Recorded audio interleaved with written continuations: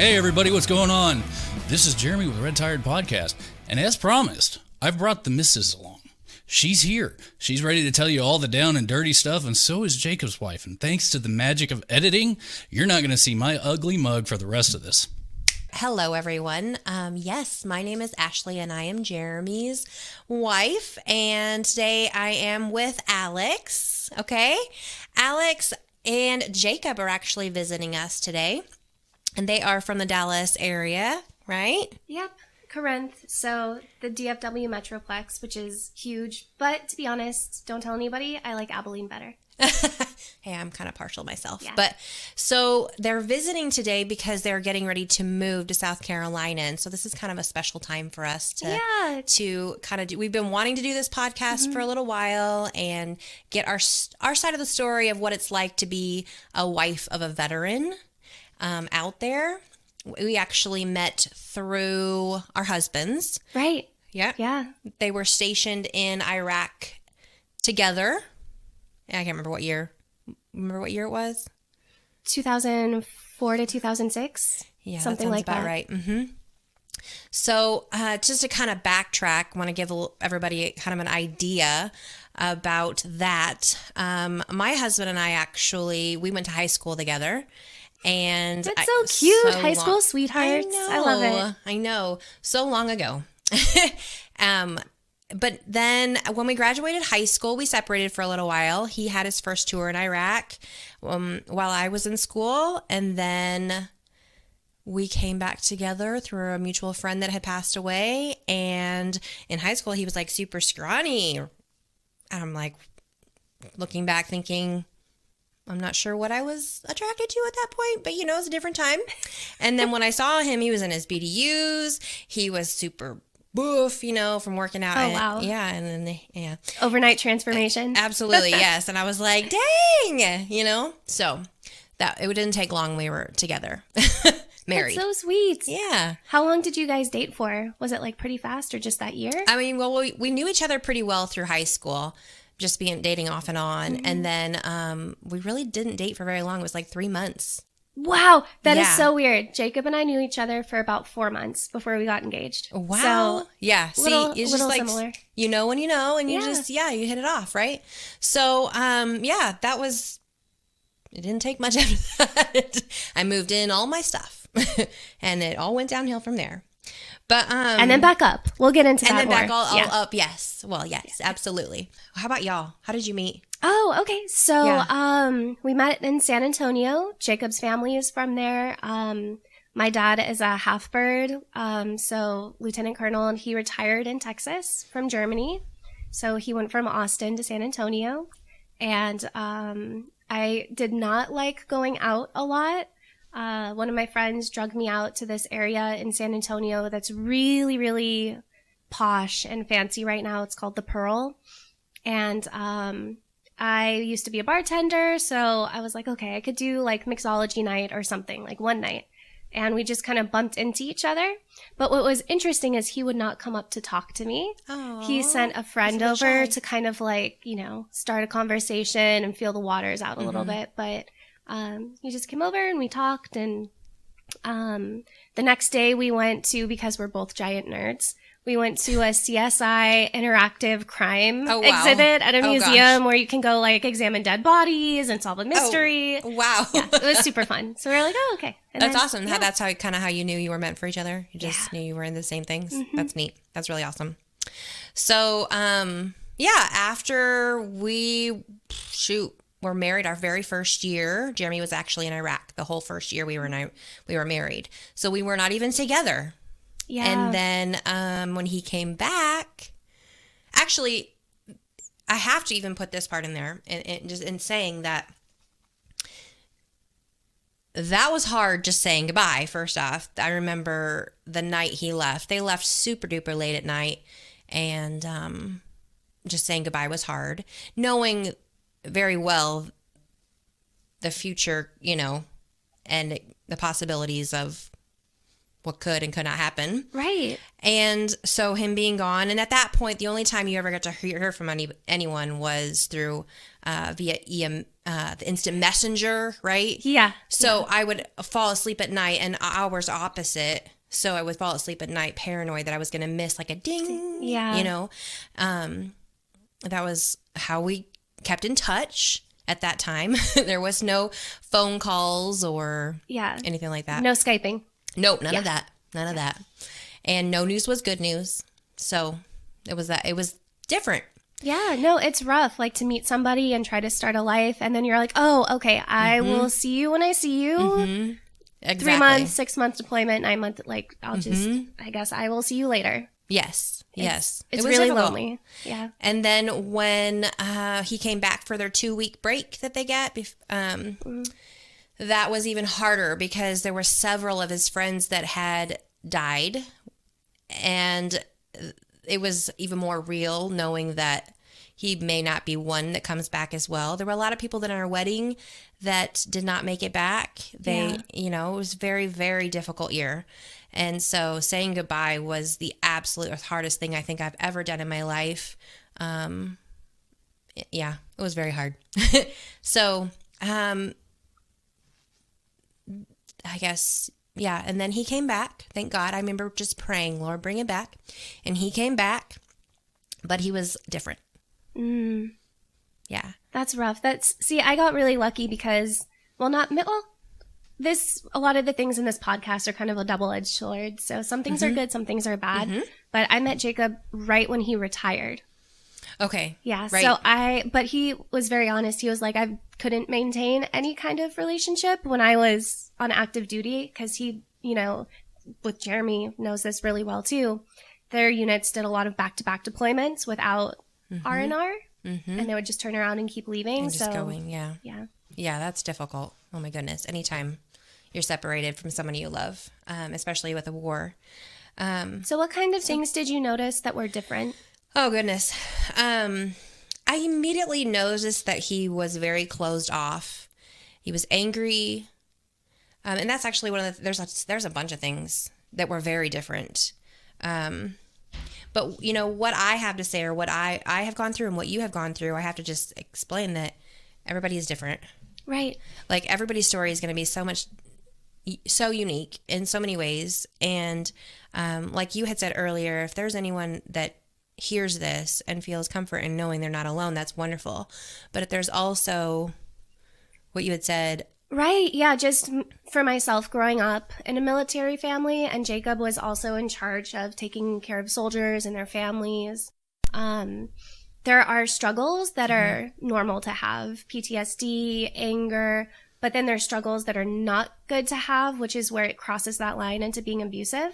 Luckily, that was not my case at all. Yeah, but, same here. If anyone does hear this and you're in that boat, it's really important, to try to self-advocate because you can only help people so much. You can lead a horse to water, but you can't make it drink. Absolutely. And some people aren't ready for therapy and things, but I hope no one ever feels trapped. This is, that's definitely one of the scariest things that could happen to you in your life. Absolutely. I agree completely. I feel like we've been very fortunate. We've had to work through a lot. It's definitely not an easy road to walk. A lot of patience. So a lot, yes. But so you would ask me, like, what are the things that he dealt with, right? And that was closed off, his mind's on other places, anger, depression. And when I say depression, it was like a survivor's guilt. Yeah, is what that was. It was why did I make it and other people did not? Right.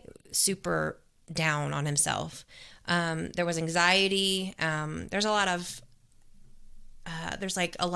health issues as far as tinnitus in the ears. Oh my goodness, the list is very long. And these, I think that you'll probably agree with me on this. These are things that we've had to piece together because it's really hard, I think, for service members to be open about all the things that they're going through. So we've had to really, kind of like a scientific researcher, keep track of all of these symptoms and things and try to piece through it just by keeping close tabs on things. So these have been things we've noticed, and that's why the list tends to be very long. It's over a long period of time that we're trying to figure out exactly what's going on. It's still a mystery sometimes. I'm still piecing things together. But for the most part, we've really come a long way, and so it's not such a mystery anymore. But for a long time there, it was a huge mystery. Like, what do we need to do? Is this going to work? Are we going to make it? Very scary stuff. So I think we waited 2 years before we had kids, but before that, we really didn't make it almost. He was self-healing. How do you say he was drinking a lot. Self-medicating. Thank you. Yeah. He was self-medicating by just like zeroing out the world, just, allowing that to take over. I mean, coming home super drunk, 4 a.m, driving drunk. That's scary. Yes, it was very scary. And we had gone back to our hometown, Iowa, and thinking that it would be more of a help to be around people that we grew up with. But in fact, it was the opposite. It was very opposite. Mm-hmm. So it just added more triggers. Absolutely. Yikes. It created more triggers, and it wasn't the support that he needed, positive support. So it's incredibly important for them to have a good support group. People that are going to be encouraging and uplifting and healing and helpful and listen, rather than, hey, let's go hang out, let's go party, let's do this, let's ignore our problems. Yeah, and shared experiences are super important. And it's hard. I think the biggest thing that is a struggle is finding that sense of close-knit community that you had where you're seeing the same people every day. You're waking up, you have PT, you have like all these things to do to be constantly busy. Like your work day is from like 4 a.m. until 8, 9, 10 o'clock at night. Right. And you're busy the whole time. But, as a civilian or just transitioning back, you're kind of lost. You have so much time. You're just like, what do I need to do to fill this? And if you don't have people around you, you just kind of flounder around in that space of being lost. Yes. Which is where things kind of get really rocky for both the service member, like our husbands, and for us too. Because, it's cause and effect. Yes. Yeah. Yes. It really is. So from there, we came back to Texas. And we started going to church. We got involved with a lot of good support groups, and he was actually able to go through a long process of counseling. A lot of people don't make it through it because it's a very intense counseling. There's a lot of things that they will bring up and discuss that necessarily they don't want to talk about. And it's hard to find a good counselor. Oh my goodness, somebody that will stick with you and know you and understand you and push you. We tried one time, and we only went once because the whole point of the counseling session was basically my migraines were causing all kinds of problems in the relationship. So we spent 45 minutes, and Jacob was just like pressing on my head in different positions, and I was like, this is the most uncomfortable thing I've ever gone through. Oh my goodness. So there's a lot of really weird people. Oh my goodness, yes. I'm wondering, was Jeremy religious before? Yes, actually, he did grow up. While he was in? Okay. He did grow up, and I think he probably pulled away from it more. But this, I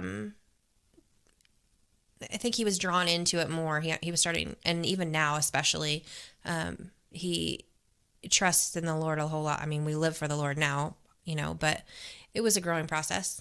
Yeah, really that's incredibly commendable because with that survivor's guilt, I've noticed that there's a lot of isolation and you don't feel like you could be saved. You don't feel like you're worthy of love from anybody. Oh, yes. And so a lot of people close them off from that kind of possibility of healing. So I think that's actually, a really good part of the story. I'm really glad you brought that up because we had a big issue, and I don't, and I probably won't on this, but we had a big issue that arose with our relationship after he came back. And the fact that I had time to think about it and be angry and all my emotions, right? But when the time came for us to get together and actually discuss the problem, the first thing that I had said to him was, I forgive you. we can work through this. I can forgive you, and we can work it out. That's a very generous starting point. And he Wow. was so taken back. Like he'd never had anybody love him that much to say, it's okay. Like, we can work through this. It was huge. Yeah. He didn't accept it. He didn't know how to accept it at first. And he left. He stayed in a motel for a while. Oh, wow. And then once he realized, okay, I'm making a fool of myself, he came back and we worked it out. So, and then really from that point, we had our girls 2 years later. We had our first daughter. And you think, like most people, even without being military, that, a kid's going to solve all these problems. It makes things so complicated. It's so hard. Yes. Why would anybody say that? Yes. I can't figure that out. It makes life so difficult if you're, struggling to have a rock solid foundation. Mm-hmm. Or even if you did. Right. It's like a giant steak and everything just kind of crumbles. Oh, absolutely. You have to, on a daily basis, rebuild everything, make everything okay. Mm-hmm. It's not like, child, family, everything is just great. No. It's super complicated. It really is complicated. Yeah, and I commend all of the families who are deployed and have their, moms with the children staying at home. I always am just so, my heart swells for them. I'm just so proud, but how hard that must be. Yeah, and and both parents in too. Oh, trying yes. to work through that. Absolutely. I will say, I think from everything I heard because my dad was, oh my gosh, he was born in like 1945, and he was in for a very long time. And that version of the Army, like there was no family support. There are no family services. There is like one waiting wives program, and you could get demoted in rank if your children had problems in school or anything. Wow. So it used to be very, very harsh and very, very unsupportive. Not that it's particularly great right now in a lot of ways, especially at the VA, but there are a lot of people that are trying, like a bunch of good outside organizations. So there is help now, way more than there used to be like 10, 15 years ago. Yeah, there's a lot more help now. I'm trying to just kind of process my thoughts here, but we had the girls, and Jeremy started working for the post office, which only grew all the problems even more because of all the stress. And the home life was very difficult. He came home, closed off, did not want to talk to anybody. He had his room, I had mine. Like, it was very difficult to grow a family and be connected and be happy, because when somebody else is unhappy, you're walking on eggshells. You're just like, is he don't want to make this mad? Worse? Do I want to joke about it? And that makes it worse. And I don't want to say that was all the time, but it's a good chunk. But it was a chunk. There was a good chunk of it that we really had to work out. And I think that that is, one of the things I'll go into more is just how the points that really made it work for us, like what we did and how we did it to make it work is super important. So I will be sharing that. But the anger though, do you guys have any of that going on? There's different kinds of anger. I feel like there's kind of an outward short-tempered anger, but there's also this other creeping, slow, like melancholy, sad anger that's kind of part survivor's guilt and anger with yourself for not adjusting or not being better. And you're so angry with yourself that you kind of stunt your own growth. So there's kind of an external and an interior angle. I think with Jacob and I, a lot of it's very quiet and interior with him, because he's very nervous about outbursts. But I also, you have a toddler, and after a while, I'm like, right. Yeah. Mm-hmm. So that helps. I think I think we kind of are the same. Like, and a lot of things, it is the PTSD. It is the post-traumatic stress disorder is what it's all accumulated. It's all together. And that anger, it does transfer sometimes, right? Yeah. And so I can feel it for me sometimes. Yeah, it's kind of boiling. palpable. The things that make it come up the most are when people don't do exactly what he would have done. So, for example, and this is probably really common to a lot of people that are married to service members, complaining about civilians in the civilian world and how inefficient everything is. I never would have done that. That never would have flown in the military, or just really being angry with the way the world is and wanting to have some kind of control or something, like some kind of foothold. And having an opinion about it so strong that my girls, they're older now, they're 9 and 11, and there will be things that are opinionated and said verbally aloud that we're all like, old, they're old enough to kind of think for themselves, and that's what I have to teach them is just that. You're old enough to make your own thoughts and processes. Yes, listen to your father to a degree. Like to the degree. To the degree. Like, it's funny. I mean, be wise. It's very hard to parent. Sometimes very hard to parent with a veteran because they are like we're saying, they're so opinionated. They're so stuck on this is how it should be because this is how military did. I don't understand why everybody is not agreeing with me, and it's just not that way. Like, so we're trying to find a balance in our home of just that, and I'm sure that as they get older, there will be more that we'll process and work through, but that's where we're at. It's just that, like, I told him just the other day, we were on our way to church, and one of my girls in the backs had said that they had given some of their like play money away in church to another kid so that they could get a toy as well. And I thought, oh my gosh, my kid is so giving, so loving. We're on our way to church. Like, yay, how wonderful. Yes. And he says, do not be giving away your money to anyone for any reason ever. Don't be giving away your money. And so adamant about it. So, and we all just like stopped talking because we knew, you know what I'm saying? That, okay, we just don't mess with this topic. Yeah. Like, we don't agree, but we're not going to mess with it. Yeah. And that's sad. In a constant state of mediator, especially as your children get older. Like, your father thinks this because, money and finance is very important. However, there are charitable things, and he agrees with charitable things like church. But in this particular instance, he is referring to giving away money to people for toys that maybe they don't need. So and later I did I said that, but not with him around. I did not say it then and there because we were on our way to church. It always seems like these things happen on the way to church, and then you have to sit in this silent. And I just didn't want that that morning. So you choose your battles. That's for sure. There's a lot of battles that we have to choose. But so depression. That's another one.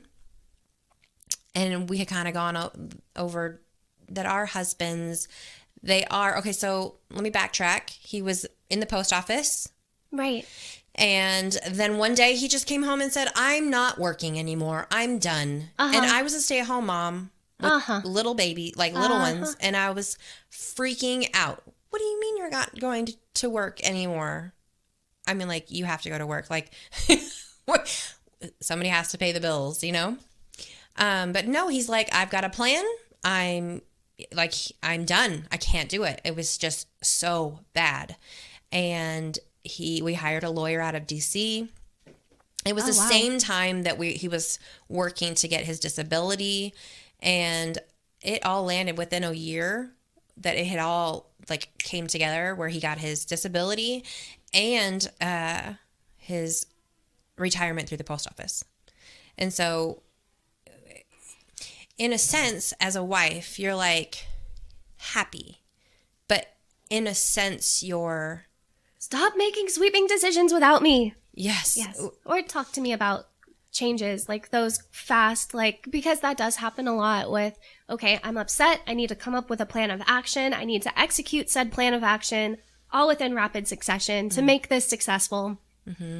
Which in a lot of cases is fine and great, but for a lot of people, we like some notice or maybe to be let in on some of that conversation, but that never it never really processes No. that we need to discuss this, and No. that we I need to have a timeline. I need to have an idea what you're thinking, like what are your thoughts, and we've gotten better at that. Just communication is so important. But we did talk about it, and I had so many reservations about it, but I also was just, I want him better. Yeah. I want him well. And if this is what he thinks it's going to take for him to be well, how am I to choose that or say that it's not to be, you know? And there's a lot of people in my life that did not agree and still do not agree. And it's very difficult to have a balance of that. So that's always really hard. With a lot of these kind of relationships, it's very different looking in than the day-to-day, and seeing a lot of people kind of see the negative because that's the most evident. Outbursts, being annoyed, family arguments, all of those, that list that I don't like.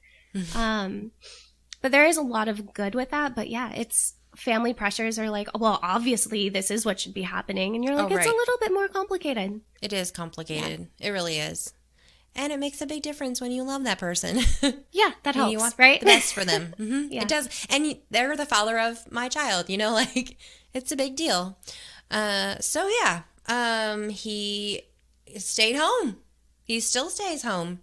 And that's where part of a different sort of depression, per se, maybe had set in, and trying to find who he is.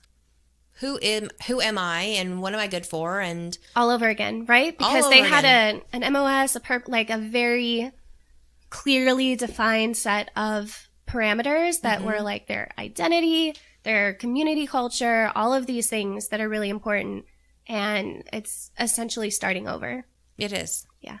It really is. And your husband stays home as well? Yes. Yeah, we have that in common. We've tried work similar to the post office. We've tried jobs at banks, other things. A lot of it is tied to disability and not being able to sit or stand for long periods of time.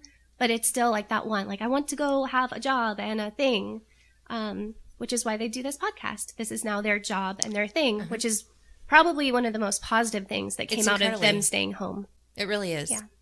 Because I think it's that the act of serving and giving and being more than yourself. It's for other people as well.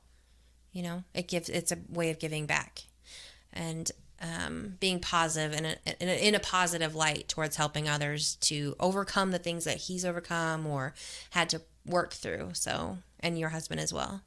So, it's been a good thing, and you know, ups and downs to everything. So, the depression. Then also there's anxiety.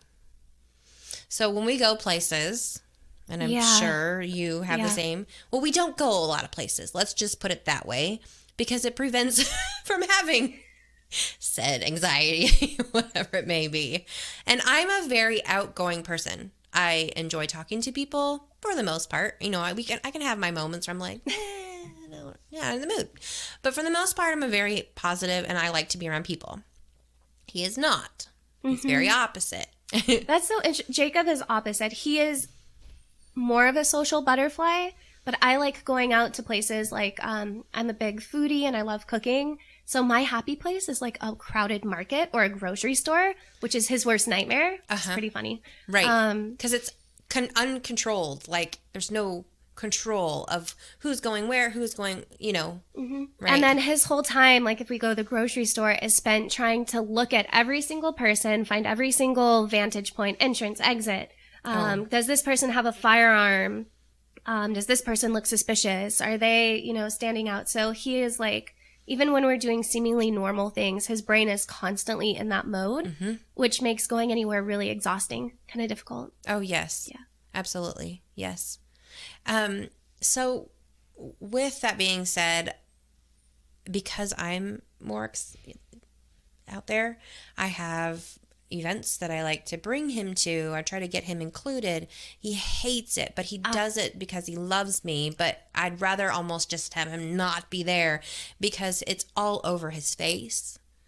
how he feels or I how am he so acts. uncomfortable. So uncomfortable. I'm that here. It makes I did other a thing. people- I'm here. Yes, and it makes other people uncomfortable because they can tell that they don't even know, honestly, that he's uncomfortable, but he just, his way of showing his uncomfort is like, I'm going to be an ass, basically. So I don't know if I can say that, but, he just has an attitude. He may not know it, that it's written all over his face, but I would prefer for you not to be there if your face can't change. Yeah, and it's a lot of the attitude too is humor. We've talked a lot about this is your brand of humor, right? And then this is socially acceptable humor where lines, like it's thousands of feet that way. Like certain things you don't want to step on people's toes, tact, being subtle. Yes. Yeah. And one of the things Yeah. I had said was the reflection in his voice and how he's saying something to not me, but everyone. How you're saying something, it makes a big deal. Yeah, your tone, your diction. I don't think they can. I don't That's know a that lot there's of processing. And I think it's, when I see it with Jacob, it's like analyzing situations, safety, and all of these other things kind of fall into place afterwards. And not in any predictable order, by the way. You can go out and sometimes totally fine. Charming, social butterfly, and other times like I am leaving, I'm going to the car. Yes. And it's very hard to predict. Yes, it is. It's incredibly hard. So we're on the same page of that. That's for sure. And you just take it one day at a time. I don't know how else to do it.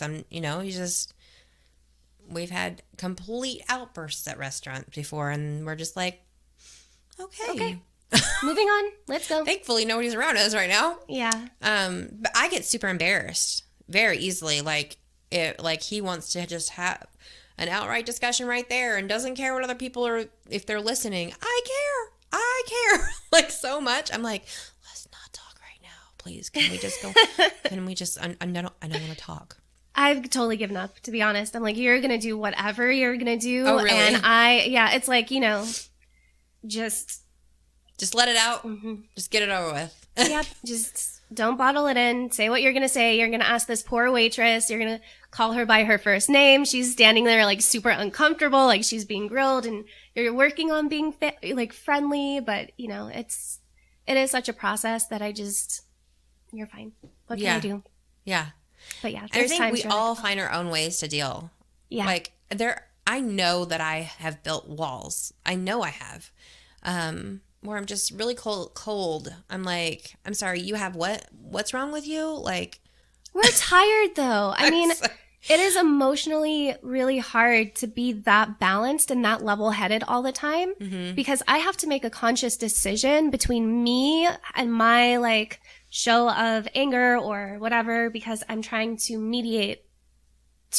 mother mediate children and spousal mediate my spouse. Absolutely. So it leaves very little room for me to have those moments myself, which are also necessary as a human. Absolutely. So yeah, of course, sometimes cold, short-tempered, but it's hard to do everything for everybody.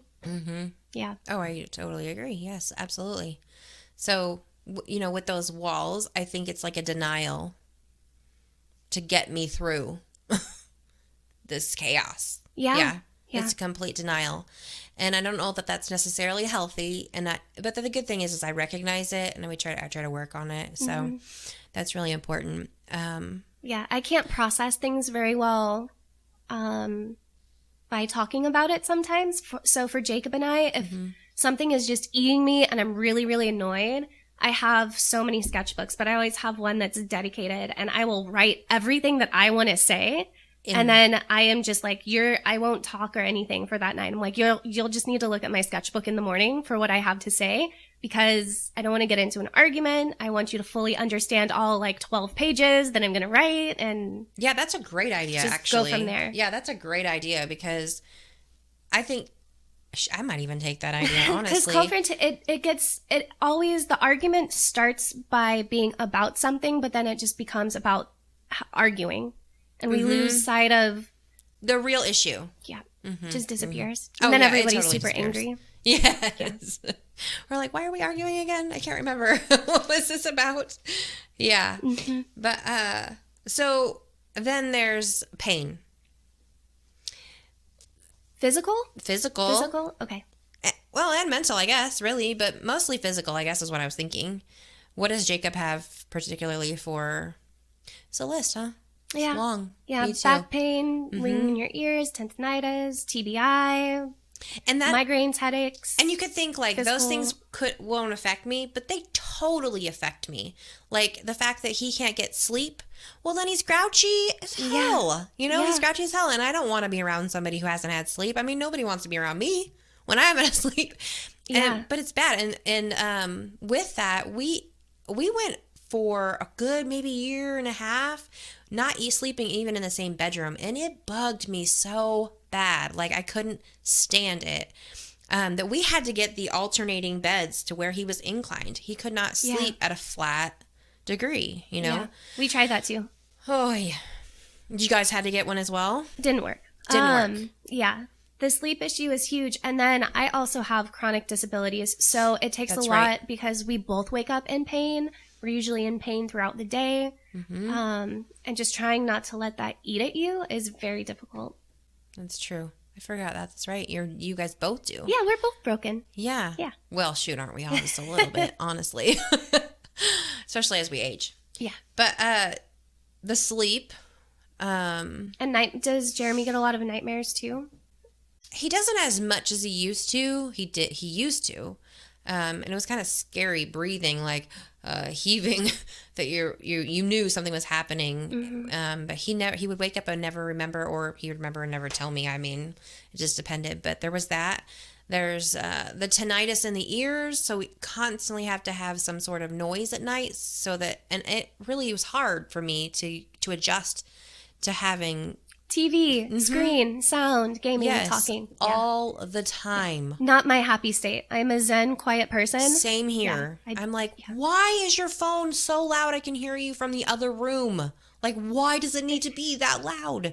And even my kids said it the other day. They're like, why is your phone so loud? But it's just a constant state of, like, the noise, you know, to where I think that's why I go to my car, or I go to my closet and I hide. Yeah. Because I have to have that. Just like you, the zen. I'm a very... And it's a moment of, like, reflection and redirection. Yeah. It's really funny, since I'm an educator, I use a lot of the same terminology with students that I do with my relationship, because it's kind of the same thing. Yes. Which is really funny. Yes. But yeah, you have to physically take a step back. And I've noticed when I've opened up to people about this in the past, that's not a normal thing that happens to most people on a daily basis. It's not. Yeah. Yeah. It's very unique to these kinds of relationships. Absolutely. You know, and I guess I wonder that too a lot of times, like, how am I normal? It's like, this is normal? Is this normal? And then I'll say something and people are like, that's not normal. You live with this so long, you don't even know. I don't even know. Yeah. Like, I guess you get used to how it is. This is how it is. So, yeah, it's like, you know, custom building a home. You know, you have every little thing designed for how things need to flow and how you need to work together as a family. And that house is going to look nothing like any of the other houses on the block, just because of every veteran and service member has specific struggles. And then there's ways that we respond to those and cope with it. And it is unique to every person. But the thing that's universal is that there is that underlying struggle. Oh, absolutely. Yeah. Absolutely. So, let me just review these again then. So when these particular, you know, the anger, the depression, anxiety, all those things we talk about, what it creates for us is so much frustration. And like I had talked about, the denial. I think some of the frustration just comes from, am I going to be like this forever? And am I going to be happy when the kids leave the house? Like, that's my constant state of just I don't want to say worry, because I don't think about it all the time, but there are times where I feel alone. Do you ever feel alone? All the time. Okay. Because they have, we put these support mechanisms in place, and we're very nurturing and very giving. And then it's kind of like we've created a very comfortable nest for them to live in. And they're living in their nest, and we're over here like, okay, I'll just, hang out by myself now. Yes. I guess, you know? Yeah. Exactly. That's what it is. So it's good to know I'm not really alone, you know? I'm not really alone. But finding the support is so important. Having somebody that you can, like you. Thank you, Marie. Oh, thanks. For being there. But you're right. You have to prod. We talked about this a little bit earlier. You have to make a conscious effort to say, hey, I'm over here. You need to hug me. I have to tell my husband, like, we have a like quota, like 6 to 8 a day. That's good. And just like, but you have to be cognizant enough to say, this is what I need. And just go ahead and do that right now. Right. And I think that's where some of my walls have come from, because I get so tired of being the one who says, I need this, that I begin to feel like I'm a nag. I'm a needy person, right? When I'm not, I don't think that I'm too needy. I'm a pretty self-sufficient type of person, but I still want my husband to very much be lovey and touchy and like, I want my husband, but he is not that kind of person. Like, it's not his love language. Right. And so to be the one who's constantly saying, I need this, and then I only being that, I'm like, well, I'm done. If you can't do that, I'm done. It's very tiring. It is. And I keep, you hope that if you do it enough, it will become a norm or a habit or something. But it is really hard asking, like, this is what I need. This is what I need. By the way, did I tell you this is what I need because this is what I need? Yes. But it's important. I mean, and then he's like, what do you need? What do you need from me? Let me breathe, because once again, this is what I need. Right. Does that happen with y'all? Yeah, all the time. Okay. And I love, the internet is great. And Jacob will tell you I'm guilty of reading too many studies and articles and sciencey things. But there's a lot of real hard science for how female brains are wired and what we need as far as nurturing to feel safe and for a brain to function in a healthy way. So my little underhanded things is I just text him those articles all the time. That's awesome. That's awesome. That's how he knows. I had heard that it is incredibly important for well, especially for kids, I guess, when I was teaching, to be hugged, to be that closeness, right? Every day they would just immediately create a positivity in you. Something changes in the brain, right? And so, yeah. A hug is like sometimes all it takes. That's it. Just give me a hug, But even in our little environment, like our son, he's not even 3. He knows if he really wants a hug, he has to go jump on his lap. Like, he'll get them throughout the day, but he's like, all right, I know that if I really want chips or fruit snacks or someone to play with my cars, I have to go and like. Oh. So it's not terrible. It's not awful to see, but it's interesting that he knows he has to be assertive and kind of self-advocate for what he wants. Which, again, unique condition. Maybe. It is. Yeah. Right. And I'm sure my kids, I don't even know probably what they all are, but they've grown up with it's different, Yeah, and you have to kind of tell your kids, like, your father is this way. I keep thinking, like, what am I going to tell my son? Like, okay, he's an exception to many rules. You do not need to be like him. This is why he is the way he is, which is fine. Right. Well, and there's been scenarios too where my oldest daughter has been over with a friend and has said things, because I've said Jeremy is very opinionated and will speak it, and she'll be like, those are that's it, that's the world, that's how it is, that is the way it is, right? And it is not. So be a free thinker and keep your mouth shut. Just please don't share everything your father says. Like, it's okay to have your to a degree, but let's not be sharing it, because it's like, oh my goodness, you're telling them what? Right? And they're feeling like that family is like, I don't know. Yeah. What is going on over there? What is being said? That's the frustrating thing that we're trying to prepare them for is, look, I know that you don't care how you're judged. I know you don't care what anybody else thinks about you, but there are our children want to go play with other families, and we would like, even if it is a facade of some normalcy, just not to scare everybody else until they get to know your humor, until they get to know the way that we communicate. Just give me that benefit of the doubt and work with me a little bit. Absolutely. Yeah. I totally agree. Yeah. Absolutely. Oh my goodness. I gotta tell you over and over, I'm so very thankful for you and I on this level. It's nice. I do want to briefly, like I said, talk about the pointers of like what has taken for us to really make it work, because obviously we're going over a lot of struggles. Like, it's difficult. So how do we get through them? And I have also mentioned that, you know, we do go to church. We do believe in the Lord. And that is a part of where our growth comes from. And the healing process and having a higher hope and all of that stuff to pull you through stuff. But there is this love languages. And it is based from a Christian book.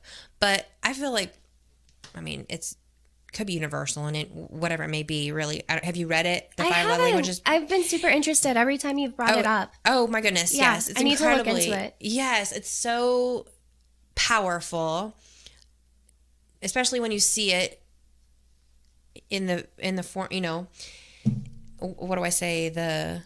In your everyday life, when you see it working. So the iterations, like it's actually applying. Yes. How it actually applies when you're using it and working it and seeing it. So the 5 love languages are the personal touch, or touch closeness, quality time, the words of affirmation, and acts of service, and gift giving. So I right off the bat know that I need touch closeness and quality time. Those are my two high. And his, because they are the total opposite, it's natural for him to give what he knows, what he likes. So he's giving me things in a love language that I don't per se care. Like, oh, that was nice, but that didn't, like, okay, great, right? So it doesn't really mean, it does mean something. Right. But it doesn't matter as much, let's say. The impact is not quite as strong. Especially when I have said, this is my love language, right? Like, and it goes both ways. Like, I know what his is, and it's the same thing. Like, because mine is total opposite of his, it's a little more difficult to be aware of what he needs, right? So, yeah, I definitely say read the book, because it's so good, and you can kind of identify what works best for you. But the touch closeness and the quality time, because Jeremy doesn't give touch closeness, I mean, he knows it, but he just cannot. Right. And you have said also that is just not one of, right? It's such a struggle. So we have to make the quality time to make it. Like, if the touch closeness is like super hard and I'm the only one initiating and anything, and it gets so just daunting, I'm just like, bleh, right? That quality time is so, so important. And that's how we grow, is by talking. We talk a lot when we do. Which is great. When we make the time to talk. Right. Which was what we've had to do. We've had to start making sit down time. Right. And it was really a struggle, because it's like, when we have to schedule it. Now we have to schedule when we're going to do that. And we have children to work around who like to listen to when we talk. So which is not always the best, because it's a process of talking. Absolutely. And the only part that is really good to listen to is the outcomes at the very end, when things are a little bit rosier than when they started. That's not what you want people overhearing. And I mean, it's healthy for them to see that we talk and we argue, but that there's always a resolution at some point. But not every conversation, right, needs to be heard. But so yeah, we've had to really work on the love languages. And quality time is a big one, where we just talk for a long time, and there's a lot of topics that will come up that are sometimes necessarily not easy to discuss, but really need to be discussed. So, one of his stressors is finances, and has these major goals of the things that he wants to do. And I don't always necessarily like to talk about finances, but you have to keep that avenue of communication open, at least just talking about stuff. Being vulnerable, being open to give what he wants to talk about, what I want to talk about, being very open is really good. Yeah. And I don't think there is really one way to make it work. Most days, if you honestly ask me, I would be like, we are in this, we are going forward or some direction. But having like a successful, like you feel really good about your marriage all the time, it's a struggle. It really is. I think the most important thing that you hit on was quality time. Especially we're new parents and both of our sets of grandparents are out of town. We don't have like a babysitter and we don't take time for each other. It's maybe, I think, 4 minutes at the end of the day. We have a check-in. Oh, goodness. And you have to really be conscious about building that in and find a person that you trust with your child. Oh, you yes. have to like really, really get space, like physical space away. Oh, my goodness. Yes. Yeah. I think it is harder when the kids are younger. I think it's hard when every age is hard. It's going to be different. Yeah. Just like, I guess, again, just making the time. You have to make it. You have to like schedule it. Okay, we've agreed. This is when we're meeting. This is what we're doing.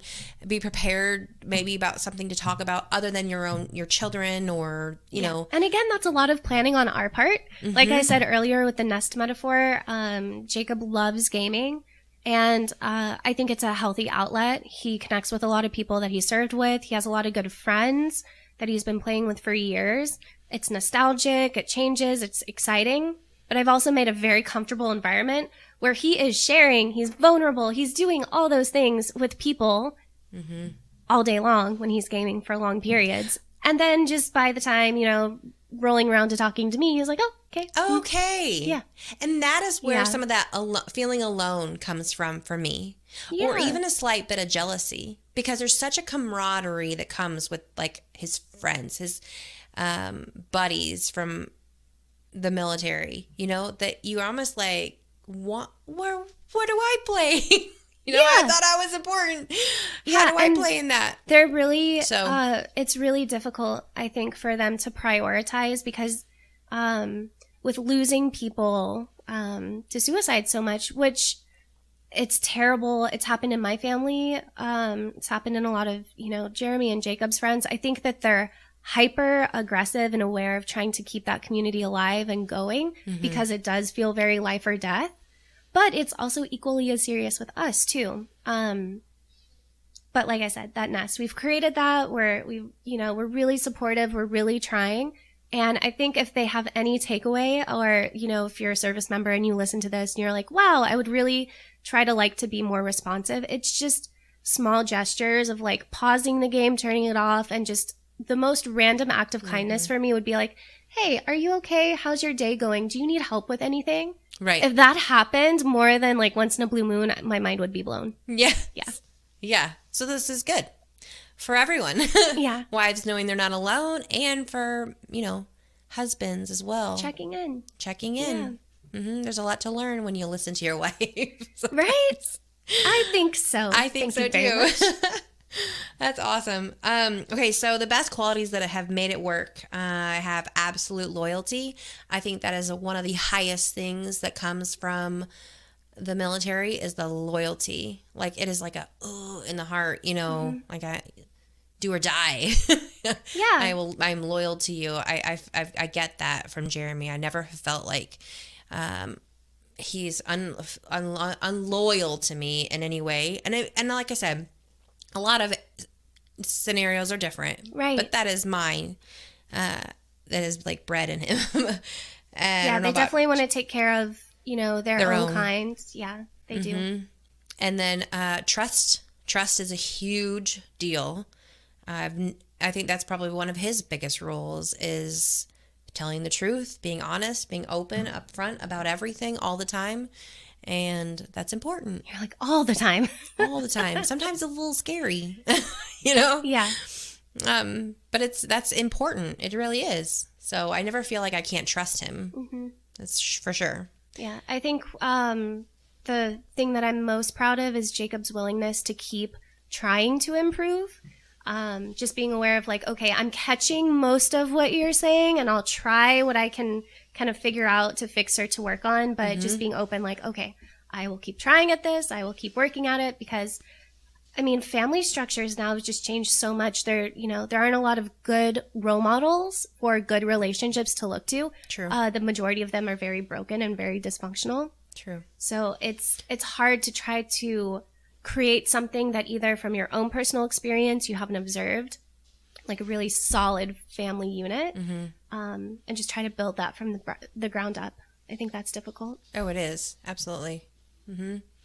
So, yeah, the truth, the loyalty, the being a not a quitter. Yeah, there you go. That's a good way to put it. He's not a quitter. Like with Jeremy saying, as mad as he could be, as much as we want to walk away, we both are going to talk it out. I mean, for hours, we don't anymore, but we don't yell.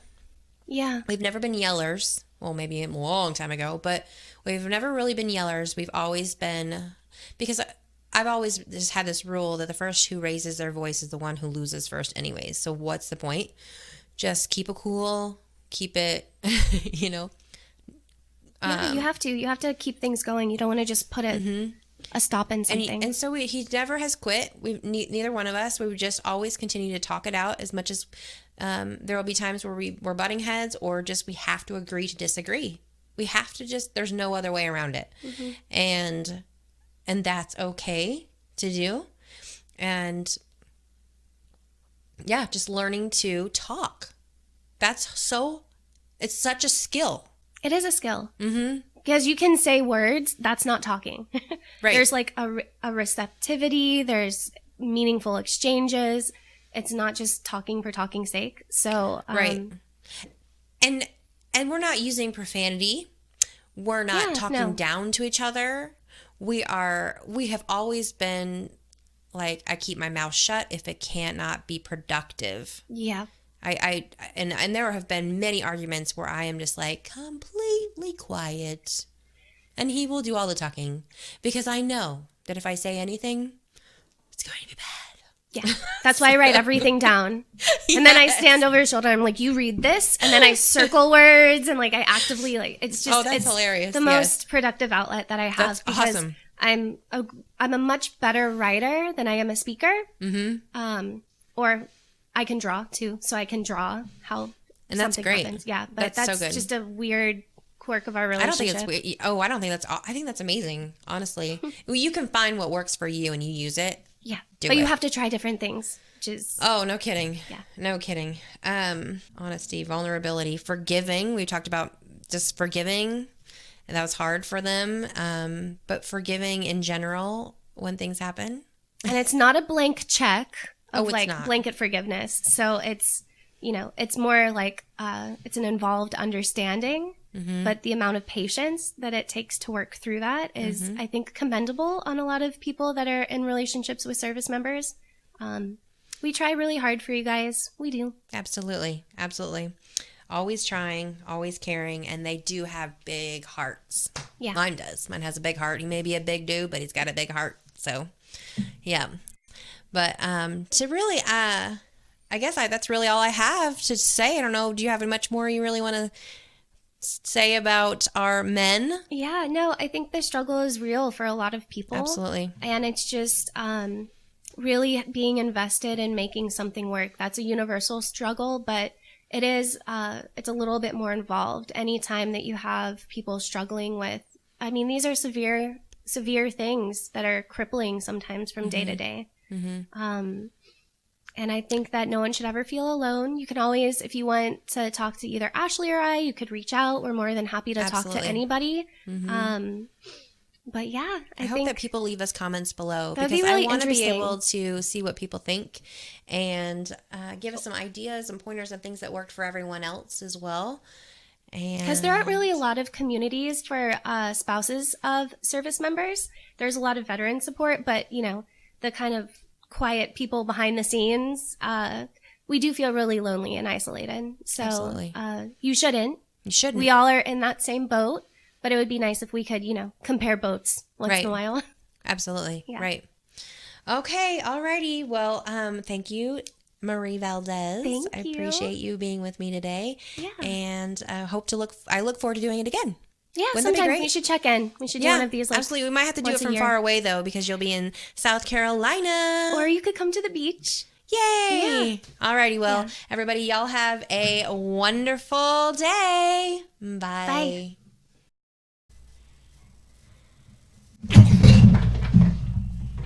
What are you doing here? I just thought to come by to tell you to do some freaking push-ups.